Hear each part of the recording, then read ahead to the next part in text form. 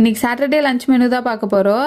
சாட்டர்டேனால எங்கள் வீட்டில் எப்போவுமே வெஜ்ஜு தாங்க. நான்லாம் வெஜ் இல்லை, ஆனால் என் ஹஸ்பண்டும் அவங்க ஃபேமிலியும் வெஜ்ஜு தான். அதனால் அவரை விட்டுட்டு சாப்பிட முடியாது இல்லையா, அதனால் இன்றைக்கி வெஜ் பிரியாணி செஞ்சுட்டோம். பொதுவாகவே வெஜ் பிரியாணி நான் என்ன பண்ணுவேன்னா எல்லா வெஜிடபிள்ஸையும் போட்டுருவேன்.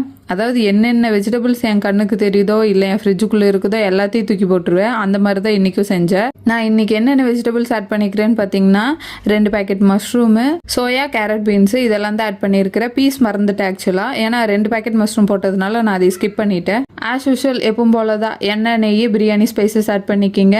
வெங்காயத்தை நல்லா சாட்டே பண்ணிக்கிங்க கோல்டன் ப்ரௌன் ஆகிற வரைக்கும். அப்போ தான் பிரியாணி சூப்பர் டேஸ்ட்டாக இருக்கும். பச்சை மிளகா, இஞ்சி பூண்டு, தக்காளி, தயிர். நான் இன்னைக்கு என்னென்ன மசாலா ஆட் பண்ணியிருக்கிறேன்னா பட்டை, கிராம்பு, ஏலக்காய்த்தூள், மிளகாத்தூள், மல்லித்தூள், மஞ்சத்தூள் இது மட்டும்தான் ஆட் பண்ணியிருக்கிறேங்க. வேறு எதுவுமே ஆட் பண்ணல. இதெல்லாம் நல்லா குக் ஆனதுக்கப்புறம் ஆஸ் யூஷுவல் வெஜிடபிள்ஸை போட்டுக்கோங்க. அதுக்கு உப்பு சேர்த்துக்கிங்க. அது நல்லா வேக விடுங்க. அது தண்ணி பிரிஞ்சு வந்தோடனே நான் இன்னைக்கு கோகனட் மில்க் சேர்த்து தான் செஞ்சுருக்கிறேன். 4 டம்ளர் ரைஸுக்கு 6 டம்ளர் தண்ணி எடுத்துருக்கிறேன். சூப்பரான பிரியாணி வந்துச்சு.